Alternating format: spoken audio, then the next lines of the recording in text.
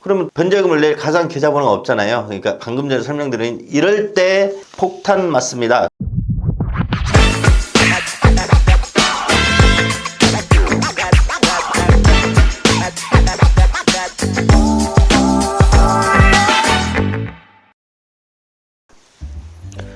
예, 여러분들 이번 시간 개인회생 변제금은 언제부터 내고 폭탄 맞을 수도 있는 경우란 거에 대해서 말씀드릴게요. 이게 이제 상담하다 보면 실제 이제 변제금 언제부터 내는지 질문들 많이 하시거든요. 개인회생 저랑 상담하시는 분들, 그리고 이제 어디에 내고 이제 폭탄 맞는 경우, 모아둬야 하는 경우라고 해서 뭐 SNS에도 좀 올라와 있죠. 그래서 이제 이런 것들에 대해서 많이 질문을 받아서 오늘 다시 한번 이건 정확히 제가 정리해 드리도록 하겠습니다. 여러분들 개시 결정을 받고 변제금을 잘 내셔야 인가 결정을 해줍니다. 만약에 개시 결정 받은 후에도 변제금을 잘 납입하지 않으면 인가 결정이 안 나오거나 기각당할 수도 있습니다. 개인회생 폐지가 나올 수도 있고요. 그래서 자, 첫 번째 변제금 납입 시기인데 언제부터 변제금을 납입하냐면, 여러분들 이거는 개인회생 사건 처리 지침 재판 예규 뭐 1693호 해서 이렇게 여기에 규정돼 있거든요. 거기 7조 3항을 보면 채무자는 법 뭐 610조 1항에 규정된 변제 계획안을 제출하면서 변제 계획안의 인가 이전이더라도 변제 계획안을 제출일부터 60일 후 90일 내에 일정한 날을 1회로 하여 매월 일정한 날에 그 변제 계획안상의 매월 변제액을 회생위원회에게 임치한 뜻을 기재하면서 그 변제 계획안의 수행 가능함을 소명할 수 있다. 그러니까 이제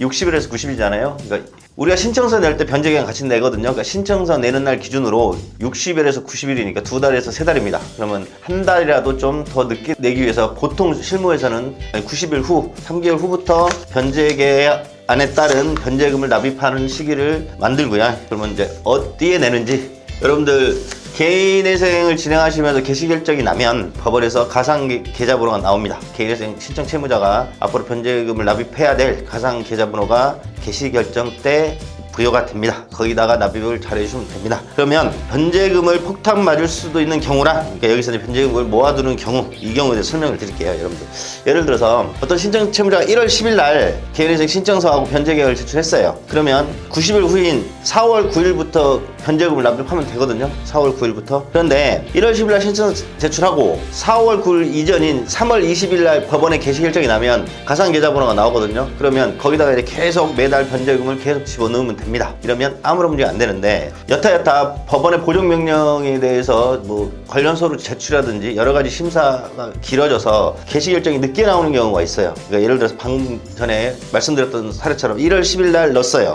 4월 9일 날 변제금을 그때부터 낸다고 변제계획안을 작성을 했단 말이에요. 그런데 6월 10일 날 개시결정이 나면 이런 경우 종종 발생합니다. 자, 4월 9일 날 1회치, 5월 9일 날 2회치, 6월 9일 날 3회치를 6월 10일 날 집어넣어줘야 됩니다. 개시결정이 6월 10일 날 나면. 그러면 한 달에 내가 100만 원씩 변제금을 납입한다는 변제계획안을 작성한 사람이라면 300만 원을 한 번에 집어넣으셔야 돼요. 그러니까 개시결정이 내가 변제계획안에 따른 낸 날짜보다 늦게 나오는 경우, 그러면 변제금을 낼 가상 계좌번호가 없잖아요. 그러니까 방금 전에 설명드린 이럴 때 폭탄 맞습니다. 그렇기 때문에 변제금을 안 낸다고 좋아하시면 안 되고, 그 변제금을 개시결정 날 때까지 모아 두셔야 하는 이유가 이겁니다.